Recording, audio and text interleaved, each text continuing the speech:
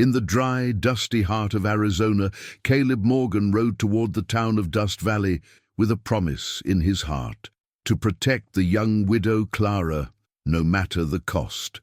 The sun was slowly sinking below the horizon, tinting the sky with gold and orange hues, while the dust kicked up by the horse drifted into the still, hot desert air. Caleb, silent, kept his eyes fixed on the trail before him, but his mind was elsewhere, lost in memories of blood, loss, and duty. Dust Valley wasn't just another Wild West town. It was the place where his father, former Sheriff John Morgan, had served for over 2 decades. A man of uncompromising principles and a thunderous voice, respected by some, feared by others. But above all, he was someone Caleb had spent years trying to understand. And now, after his father's sudden death, he needed to replace. The request to take over as sheriff had come by letter, bearing the mayor's seal and the blessings of the local citizens. But the true reason Caleb had agreed to return to that barren land wasn't written on official paper. It was engraved on his soul. Years before, on a cold winter night, he had stood beside the deathbed of Martha Evans, a woman of courage and kindness, who had been like a second mother to him during his childhood.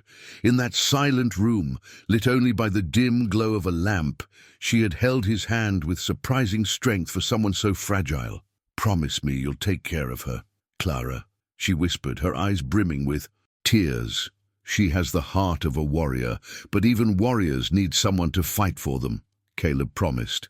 At the time, Clara was just the young daughter of a neighboring farmer, full of dreams, a passion for horses, and a laugh that filled the fields. But the years passed, and when Caleb returned from the war, a changed soldier, battle-hardened and haunted by loss, he learned that Clara had married a man named Jesse, and that shortly thereafter, Jesse had been presumed dead in a stagecoach. Robbery. Now widowed and alone, Clara braved the relentless winds of Dust Valley with the same quiet strength her mother once had. But the town didn't forgive easily. Rumors ran faster than horses, and many said Clara kept secrets, that she never cried at the funeral, that she never truly accepted her husband's death. Others whispered that her farm, located on a strategic trade route, was coveted by men willing to do anything. Caleb knew he was entering a territory where danger came from all directions, and not everyone wore a scarf over their face or a revolver at their waist. The worst of them sometimes wore white hats and smiled at city hall meetings. As he approached the town center, the sound of cartwheels, barking dogs, and distant voices began to fill the air. But inside him the silence was deafening. The promise he'd made echoed like an ancient prayer. He wasn't sure what he'd find there, only that Clara needed him, and that failure was not an option. As he dismounted from his horse in front of the old sheriff's office, now his, Caleb looked around. Everything seemed familiar, yet held an unsettling strangeness. It was like a home where ghosts walked in the daylight, and among those ghosts was the name Jesse Morgan, a name he hadn't heard in years. A name that would soon return to haunt the town and his heart. The Arizona wind was unforgiving. It slithered through cracks in the windows, cutting through skin like a sharp knife, and sweeping away everything. Loose, shingles, seeds, hopes. But Clara Evans, with her feet firmly planted on the cracked ground of her small farm, refused to yield to the wind. Not to it. Not to the city's leering eyes, not to the men who tried, day after day, to convince her to sell her land. Clara wasn't made of glass, not anymore. At 28, she had already known love, loss, pain, and silence. She had lost her parents young, her mother, a victim of red fever, her father, run over by a runaway wagon when she was still a girl. Alone, she inherited the Evans farm, a stubborn patch of land that endured among dry hills, bearing more promise than profit. And then Jesse came along.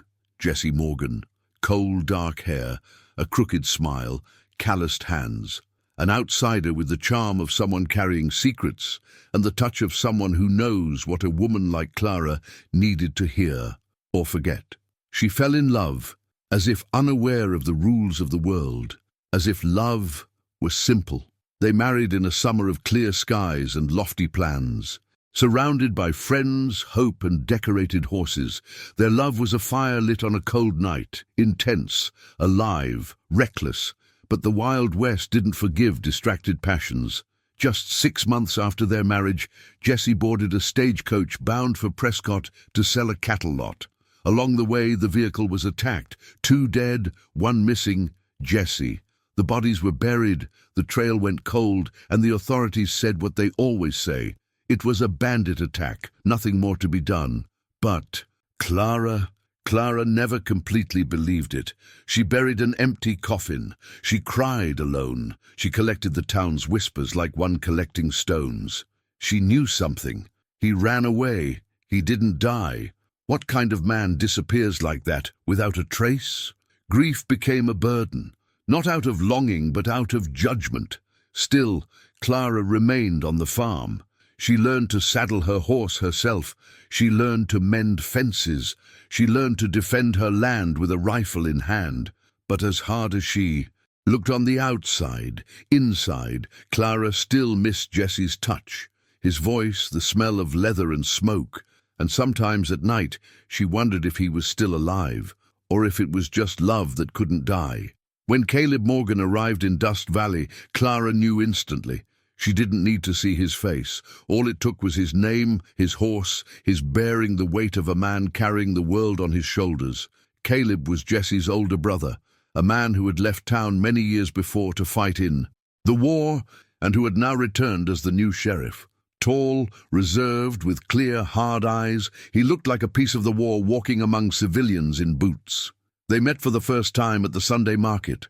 Caleb, his hat lowered, watched the action discreetly.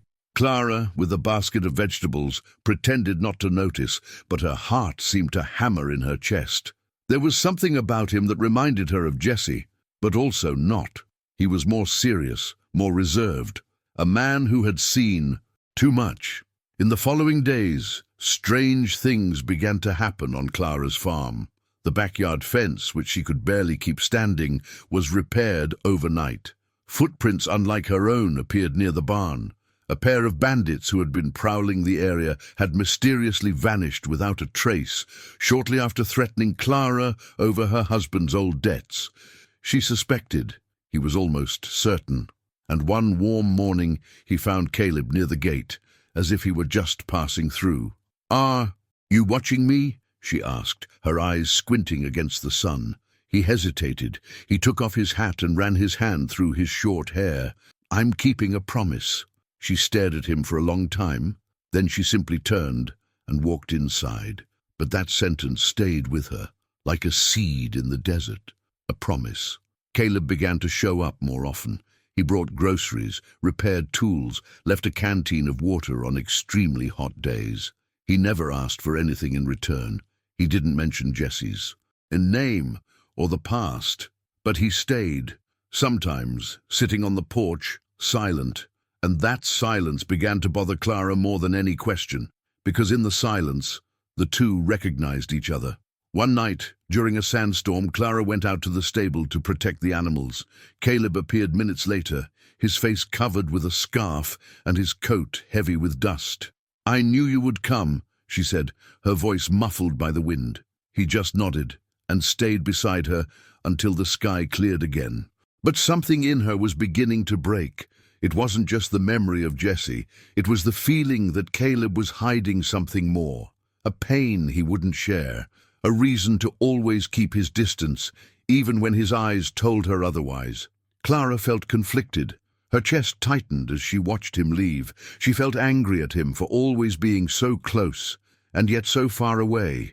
One morning, as she swept the porch with unnecessary force, she murmured, as if to the wind, "He promised to protect me, but why does it feel like he's protecting himself from me too?" That was it. Caleb seemed to carry an invisible wall between them, a wall made of memories, guilt, and secrets, and Clara had already lost too many people to accept any more silence. But what she didn't know yet, what no one in that town knew, was that Jesse Morgan wasn't dead, and the ghost she missed so much was about to return. And when that happened, Dust Valley would never be the same. The first clue didn't come as a grand revelation. It wasn't a horse galloping off into the sunset, nor a letter left on a doorstep. It came as an impression, a faint shadow amid the desert heat. Something Caleb noticed one evening while following the tracks of lost cattle in Hollow Creek Canyon, west of town. It was a footprint, just one. Its sole was unmistakably marked, the symbol of an ancient blacksmith shop used only by the Morgans, the same thing Jesse wore on his custom-made boots. Caleb crouched beside the mark and stood there motionless. The wind hummed between the stones, as if whispering truths that dared not be spoken aloud. He narrowed his eyes, swore under his breath, and walked on. That night, Clara dreamed of Jesse. It was vivid, warm, dusty, and leather-scented. He didn't say anything. He just looked at her, as if apologizing, as if he were nearby. She woke gasping, the sheets clinging to her skin from the early morning sweat. And she knew, even before she understood why, that something was about to change. It was 3 days later that Caleb appeared again. This time, his usual calm expression was gone. His eyes were tense, his jaw set. He stopped his horse in front of the house, dismounted, and approached with measured steps. "I need to talk to you, Clara," he said, and his voice sounded rougher than she remembered. "I thought you would never say that. I thought I wasn't either." She led him to the kitchen and poured coffee. The strong scent filled the air, but neither of them drank. He took off his hat and stared at the wooden table for a moment before finally saying, "Jesse might be alive." Time seemed to stop.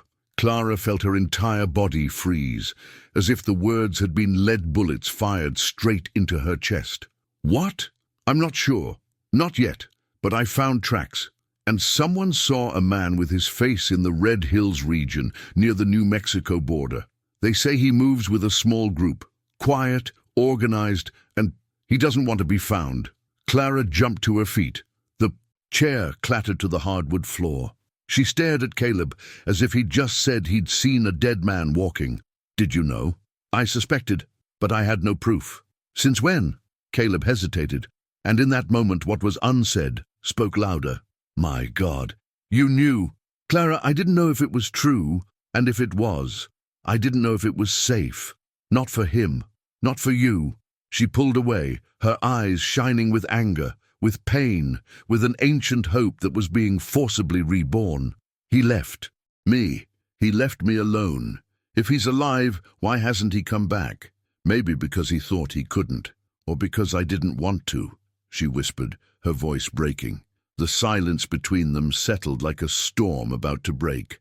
But what Caleb couldn't say, not yet, was that Jesse wasn't just hiding. He was wanted for treason, for theft, for murder. Morgan's name was on wanted posters in 3 counties, but Caleb didn't believe the accusations, not one bit, because he knew his brother. I knew what he was capable of and what he wasn't, but the city didn't think so. And Dust Valley had no room for easy redemptions. That same night, as Clara struggled to control the whirlwind within her, a man came striding down the mountainside. He wore dusty clothes, his face covered by a scarf, and his hands protected by worn gloves. Only his eyes were visible, dark, lively eyes, filled with something that felt like guilt and longing. He stopped in front of the Evans farmhouse entrance in the distance. He stood there silent, like a ghost returning to the place where he was loved and buried. And then he turned, reined in his horse, and disappeared back into the shadows. The following days were tense. Caleb, now torn between his duty as sheriff and his role as a brother, began to dig deeper into Jesse's whereabouts. But every trail led to dead ends. Witnesses changed their stories. Men disappeared. Someone was protecting Jesse or hunting him. Clara, on the other hand, was plunged into a whirlwind of memories. She reviewed old letters, yellowed photos, the wedding ring stored in a box under the bedroom floor. And for the first time in years, I didn't know whether to feel anger or hope. But hope, in that place, was dangerous. At the town tavern, a man with a dark look and gold teeth muttered something to the bartender. "I hear the sheriff's brother is back from the dead, and he knows things that could bury half the world." The comment spread like wildfire, and Dust Valley, already under tension, began to boil. Caleb returned to the farm a few days later. Clara greeted him with less harsh but still suspicious eyes. "He was here, wasn't he?" he asked. She hesitated. "I don't know, but I felt it, like before." "Do you still love him?" She looked at him for long seconds. She didn't answer. She didn't need to. Caleb lowered his eyes. He knew that time doesn't erase everything. He knew that some scars don't heal, they just settle, waiting for a new wound. "Clara," he began but didn't finish, because in the distance, coming from the gorge, the sound of horses breaking the trail echoed like muffled thunder. They looked at each other. It wasn't the sound of routine. It was the sound of something coming, or someone. The sound of hooves echoing along the canyon trail carried through the valley like a premonition. It was steady, determined, not the hurried gallop of a belated traveler, nor the heavy trudge of aimless bandits. It was the sound of someone who knew exactly where they wanted to go, and to whom. Clara felt her stomach tighten before she even saw anything. Caleb was already on his feet, his hand instinctively close to his holster. His gaze scanned the horizon like a silent predator. From the porch, they could see the curve of the narrow road between the rocks. And then, finally, he appeared. Jesse Morgan, mounted on a dark horse, his face half hidden by a dusty but unmistakable scarf. His broad shoulders, his posture defiant of the world. His eyes, my God, his eyes still the same, full of life, yet carrying the weight of someone who had come too close to death. Clara said nothing. She simply walked down the porch steps slowly, like someone walking into a dream from which they're unsure whether they want to wake. Jesse stopped his horse a few feet from the fence, dismounted cautiously, and stood there, motionless. She stopped in front of him. They stared at each other for long seconds. The world seemed to have disappeared. Around them, only the two of them remained, and everything that had been, and everything that remained unsaid. "I should hate you," she said finally, her voice low, almost a whisper. "I know," he replied, his eyes welling up. She raised her hand, and for a moment Jesse thought she was going to touch him, but Clara clenched her hand into a fist, stopping the impulse. It wasn't that simple. "Why, Jesse? Why didn't you come back?" He took a deep breath. He glanced briefly at Caleb, who was watching, from afar, silent as an armed shadow. "I saw things I didn't want you to see. I got involved with dangerous people. I couldn't drag you into this. And when I tried to leave, it was too late. If I'd gone back then, I would have put you at risk." Clara narrowed her eyes. "Do you think I was safe with you dead? I thought it was the best thing I could do for you." The silence between them weighed heavily again, but this time with a different kind of pain. The pain of someone finally facing what they've spent their life trying to bury. Caleb approached slowly. He stopped a few steps away. "I thought I'd never see you again, Jesse." "Me too," the brother replied with a slight nod. "Thank you for keeping your promise." "I did it for her," Caleb replied, looking at Clara, but there was more to that sentence, much more. The three of them stood there, under the open sky, the wind ruffling their hair and stirring up dust around them, until Jesse finally said, "I can't stay. I'm still a wanted man, but I wanted to see you, apologize, and deliver this." He pulled out a small leather pouch attached to his saddle. From inside, he pulled out a thin folder filled with aged papers. Caleb took it, opened it, and his eyes widened. "They're records," Jesse explained. "Names, transactions, smuggling routes. Everything they did, everything they made me do, including the name of Dust Valley's deputy mayor. That's why they wanted me dead. I was the only witness." Caleb closed the folder. "This might clear you, but it might also set the whole city on fire. Only hand it over to someone who still believes in justice, if there's still anyone like that around here." Clara looked at the two siblings, so similar and yet so different. Both had carried the weight of the same family, but in different ways, one running from the past, the other trying to fix it. "You still have a choice, Jesse," she said, her voice firmer now. "You can go back, fight, clear your name, and lose again. What I have left? You've already lost. The only thing left is to get it back." For a moment she found herself saying those words to herself. How many times had she wanted to disappear, vanish, like him? How many times had she thought leaving everything behind would be easier than facing it? But there he was, made flesh again, bringing back everything she had fought so hard to forget, including love. Caleb pressed his lips together. The decision that lay ahead wasn't simple. As sheriff, he should arrest his brother. As a man, he couldn't. And as something else, something growing ever stronger within Clara, he knew he was at a crossroads. Clara, in turn, saw her life turn into a knot. She had loved Jesse with all her soul, but the man before her now was no longer the same. And maybe she wasn't either, and what was blossoming between her and Caleb, silent as the desert at night, could no longer be ignored. Life sometimes doesn't offer clear paths, only difficult decisions. And there, under the burning sky, at the end of the day, standing before the two Morgan brothers, Clara felt that no matter what choice she made, the past would come back to exact its price. Before any decision could be made, a loud bang rent the air. A shot, long, distant, echoing from the mountains. The three turned at the same time. Jesse was the first to notice, a dark figure at the top of the cliff, gun still smoking, mounted on a short-maned horse. "They found me." Caleb pulled out his revolver. Clara ran inside. Jesse ducked instinctively. One more shot. This time it hit the porch frame. Splinters of wood flew into the air. The dogs barked desperately. "Did you bring them here?" Caleb shouted. "I tried to lose them, I swear," Jesse replied, looking around. Three more horsemen emerged from the gorge, this time at full speed. Dark clothing, scarves over their faces, rifles drawn. They came with blood in their eyes. Clara returned with her father's rifle in her hands. Her eyes, previously marked by sadness, now shone with the courage of someone who had decided to stop running. "Then let's end this," he said, aiming steadily, once and for all. The Arizona sky grew heavier that late afternoon. Reddish clouds stretched across the horizon like open scars, reflecting the tension about to explode on the Evans farm. The wind, which moments before had brought only dust and silence, now carried the cruel sound of stampeding horses, distant gunshots, and the hurried breathing of three people who knew that the past, no matter how buried, always found a way to return.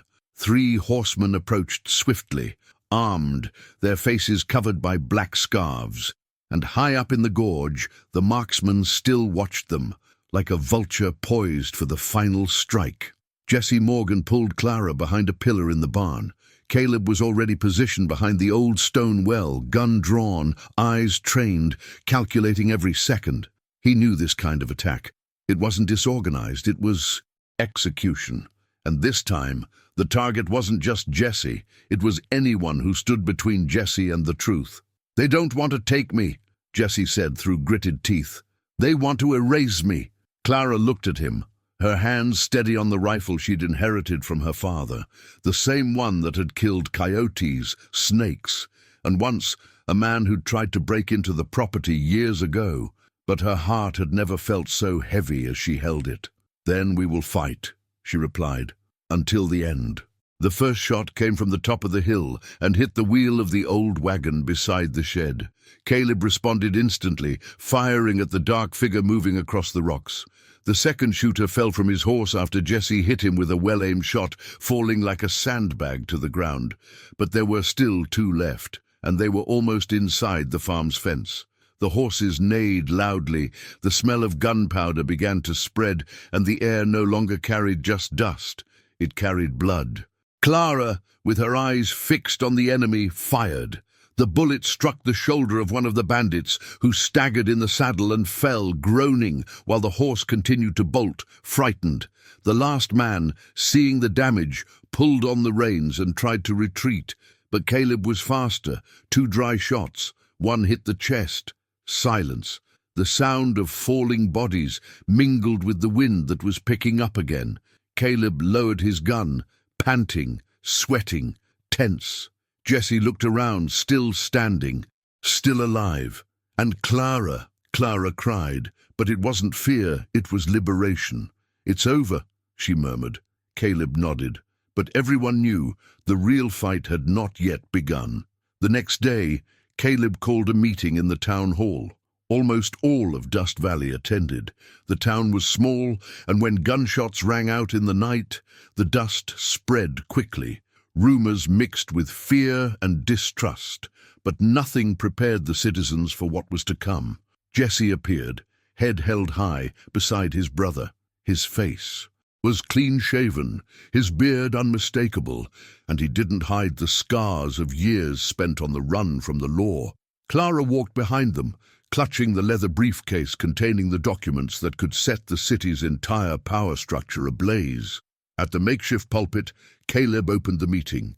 "For years, we've been deceived, manipulated, and today the time has come to hear the truth." He revealed the papers, names, illegal dealings, embezzlement, land bought with blood.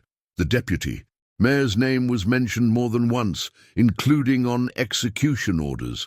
The attempt to silence Jesse was just one piece in a much larger game. The hall descended into chaos, shouts, protests, threats, but Caleb remained steadfast. "Jesse will be investigated, rightly so, but he will also be protected, because hiding the truth is not justice, and killing to maintain power is a crime." The deputy mayor tried to escape that night. He was captured before crossing the main bridge.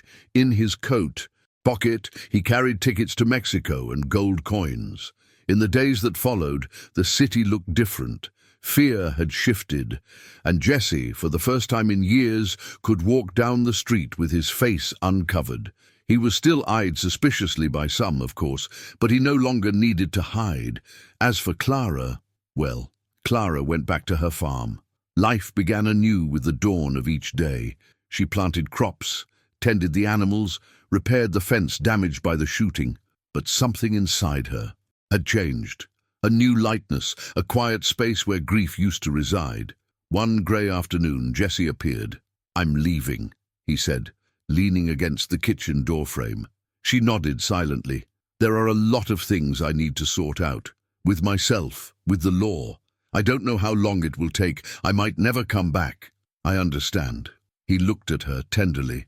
"I loved you, Clara, and I still do, but I don't expect you to wait for me." She smiled, a sad warmth in her eyes. "You are no longer the man who left, and I am no longer the woman who stayed." Jesse smiled one last time. Then he mounted his horse and rode away. No promises. That night, Clara sat on the porch, her rifle leaning against the wall, her bare feet on the cool wood. The breeze touched her skin like an old friend. The horizon seemed more distant, but no more hostile. And then she heard footsteps. Caleb. He carried a cup of coffee in one hand and an old book of poetry in his coat pocket. "Is there room there?" he asked. "Always has." He sat beside her. They said nothing for long minutes. They just watched the sky darken, the crickets begin to sing, the earth finally breathing in peace. "Do you still miss him?" Caleb asked, not looking directly at her. "I will always feel, but the pain has passed, the love, maybe not, but it has changed, as everything changes." He nodded. "And you? Are you staying?" "As long as I have something to fight for." Clara looked at him, a small smile on her lips. "And do. You already have it."